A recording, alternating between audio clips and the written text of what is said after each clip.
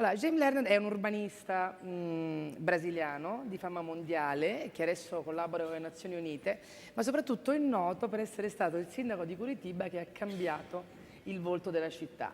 Curitiba è diventata una città all'avanguardia sui trasporti locali, lui ha inventato una parola che mi ha molto colpito che è l'agopuntura urbana, ci spiegherà che cos'è. E la cosa interessante che dobbiamo ricordare è che Curitiba non è una piccola città dove è stato fatto un esperimento, ma una grande città, 2,5 milioni di persone, in cui comunque la sostenibilità è diventata qualcosa di reale.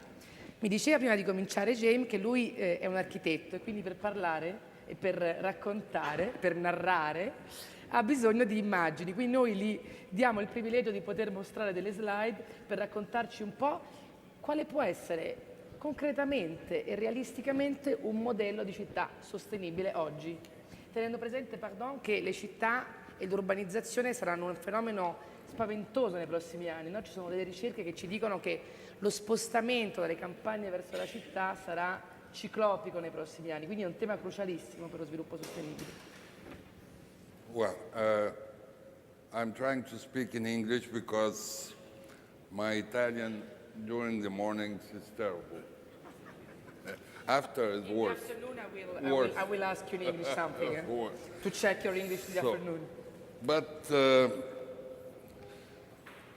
I believe in the future of cities because of my point of view, a city is not a problem. A city is a solution. And why? Because the city is becoming the last refuge of solidarity, l'ultimo ridotto di solidarietà. And when we start to understand, we have to, well, we're speaking about sustainability. Everyone is concerned about sustainability, but how to get, I think it's more easier to make people from the cities, they'll understand how to make it. And I am obsessed about the idea how to teach the children about sustainability. And the children will teach their parents.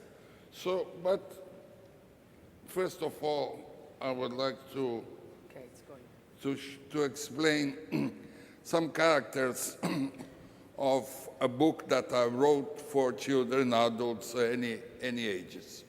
My best example of quality of life is the turtle.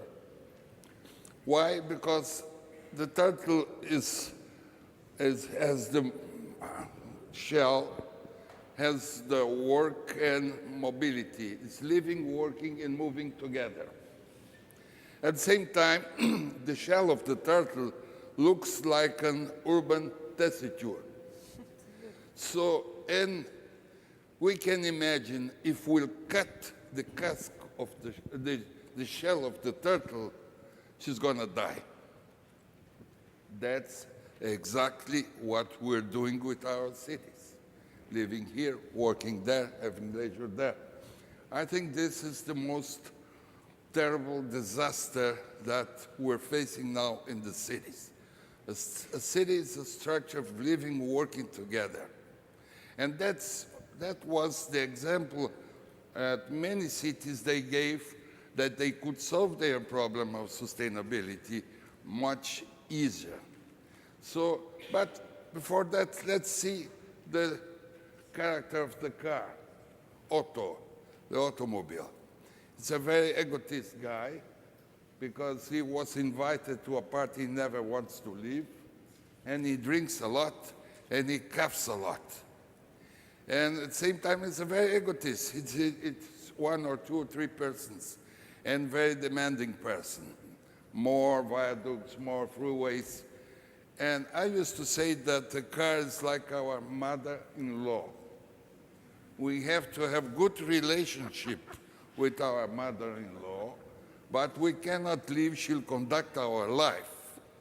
In other words, if the only woman of your life is your mother-in-law, you have a big problem. So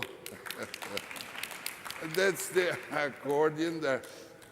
Why I'm saying that? Because when we realize that We're speaking about sustainability, new materials. Okay, it's very important. Green buildings, okay, very important. But it's not enough. New sources of energy or recycling, reusing. But we have to understand that 75% of carbon emissions are related to the cities. It's on the concept of the cities that we can change. That means you can change on transforming a city in a structure of living and working together. Okay, it's too technical. To the children, I used to say 3 commitments. 1, use your car less. I'm not saying not using your car. I'm saying in routine itinerary, you have to have a good public transport. And more, this is going to be mandatory. Because the World Bank, to loan money, resources to every city or country, they ask for environmental concern. Now we have to do more. I think in 5 or 10 years we have to do more about sustainability and using less the car, using less of fossil source of energy. How old is it? As we call it fossil. It's really very old. So, and every city has a design. A city that has no design has no priority, is not sustainable. Let's say if we want to make a city more sustainable, use less your car, separate your garbage, and more important, live closer to your work or bring work closer to home. But what is sustainability? For me, it's very simple. It's an equation, a relationship between what you save and what you waste. So if you're wasting less, your sustainability is growing. So, and that for me is crucial.